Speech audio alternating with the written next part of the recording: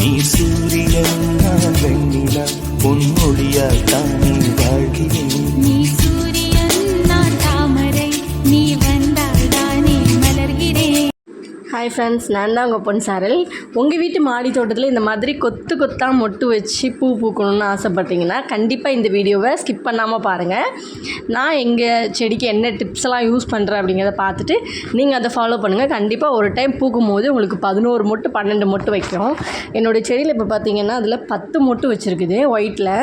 இன்னொன்று வந்துட்டு pink colour சைடில் நான் காட்டுறேன். அதில் வந்துட்டு ஒரு 6 மொட்டு வச்சுருக்கு பார்த்துக்கோங்க. ஒவ்வொரு டைமும் பூக்கும் போது எங்கள் வீட்டு செடியில் இந்த மாதிரி தான் பூக்கும், கொத்து கொத்தாக தான் பூக்கும்.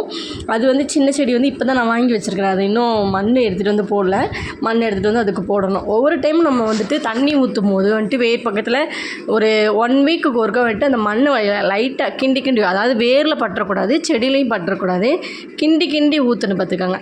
அந்த மாதிரிக்கு நம்ம மண் வந்து கொஞ்சம் மேலே வந்து உதிரியாக இருந்தாலே போதும், அந்த மாதிரிக்கு வச்சுக்கணும். அப்புறமா வந்துட்டு செடி பூத்த உடனே அந்த இடத்துல வந்துட்டு வெட்டி விட்டு அது புது தளிர் மறுபடியும் துளிரும். அந்த இடத்துல நம்ம பூ வந்துருச்சு, இதுக்கு மேலே வந்துட்டு பெருசாக வளர்ந்து தான் பூ வைக்கும் அப்படின்னு நம்ம இது பண்ணக்கூடாது. வெட்டி விட்டுறணும், அந்த பூ வைக்கிற இடத்துல வெட்டி விட்டுறணும். அப்போ தான் அந்த கீழே இருந்தே கப்பாக வந்துட்டு நிறைய இது வரும், துளிர் வரும், சைடாக வந்துட்டு துளிர் வரும். அந்த மாதிரிக்கு நம்ம எப்பயுமே பண்ணணும். ஒவ்வொரு டைமும் மேலே வந்துட்டு பூத்ததும் அந்த இதை வெட்டி விட்டுறணும்.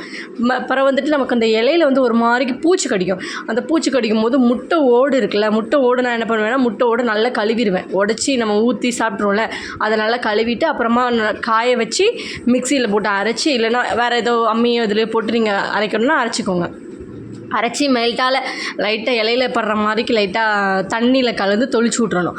அந்த மாதிரிக்கு ஒன்று பண்ணுவேன். இந்த 2 டிப்ஸ் தான் பண்ணுவேன். மற்றபடி எந்த உரமுமே நான் போடவே மாட்டேன், எந்த ஒரு உரமுமே போட மாட்டேன். அப்படி போடாமல் தான் இப்படி கொத்தாக எனக்கு பூக்கும். ஆனால் ஒரு டைம் பூத்தாலே எனக்கு அவ்வளோ ஃபுல்லாக அந்த செடி ஃபுல்லாகவே பூவாக தான் இருக்கும்.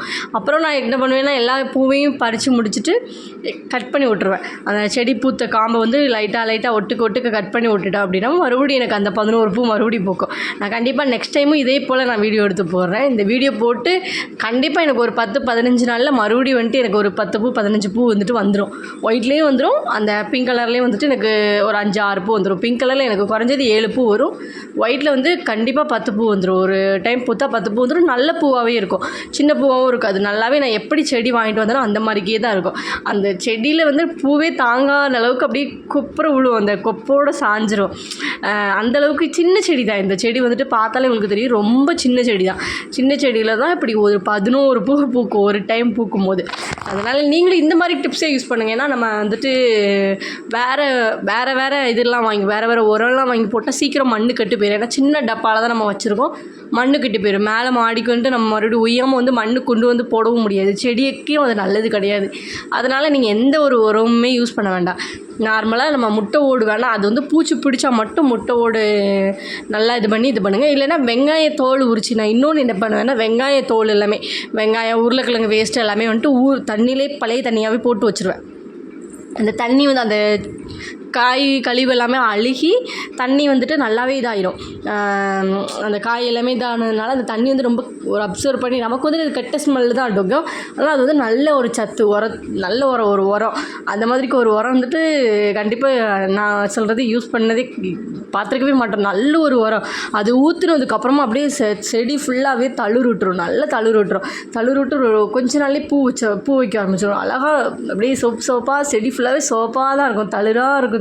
எல்லா பக்கமும் பார்த்தா தளிராக தான் இருக்கும். அந்த மாதிரி தான் நான் டிப்ஸ் யூஸ் பண்ணுவேன். நீங்களும் உங்களுக்கு இந்த மாதிரிக்கு என்னுடைய டிப்ஸ் பிடிச்சிருந்தா ஒரு டைம் யூஸ் பண்ணி பாருங்கள். கண்டிப்பாக நல்ல க்ரோத் கிடைக்கும், செடிக்கு நல்லா க்ரோத் கிடச்சி நிறைய பூ வைக்கும். அந்த பூவை பார்த்தாலே நமக்கு காலையில் இருந்துச்சு வெளியில் வந்து பூ பார்த்தாலே மைண்ட் அப்படியே ரிலாக்ஸாக இருக்கும். அந்த அளவுக்கு தான் எனக்கு இந்த 2 செடி தான் வச்சுருக்கேன். 2 செடியுமே போதுங்கிற அளவுக்கு எனக்கு பூத்துரும். பூக்கிறப்போ நல்லாவே பூத்துரும். 10 நாளைக்கு ஒருக்க பூக்கிறப்போ நல்லாவே பூத்து நல்லா செடி நிறைய பூவாகவே தான் இருக்குது. நீங்களும் இந்த மாதிரி டிப்ஸ் பிடிச்சிருந்துச்சுன்னா கண்டிப்பாக ஃபாலோ பண்ணி பாருங்கள். நல்ல டிப்ஸு தான், செடிக்கு உண்மையாகவே நல்ல உரம் தான் நான் சொல்லுவேன். நான் யூஸ் பண்ணதுனால நான் உங்களுக்கு சொல்லியிருக்கேன். பிடிச்சா நம்ம சேனலை சப்ஸ்கிரைப் பண்ணி வச்சுக்கோங்க, பக்கத்தில் இருக்க பெல் ஐக்கானை கிளிக் பண்ணிக்கோங்க. அப்போ தான் நான் போடுற வீடியோ உங்களுக்கு நோட்டிஃபிகேஷனாக வரும். இதே மாதிரி யூஸ்ஃபுல்லான வீடியோ பார்க்க நம்ம சேனலை சப்ஸ்கிரைப் பண்ணி வச்சுக்கோங்க. அடுத்த ஒரு வீடியோவில் பார்க்கலாம். டாடா பாய்.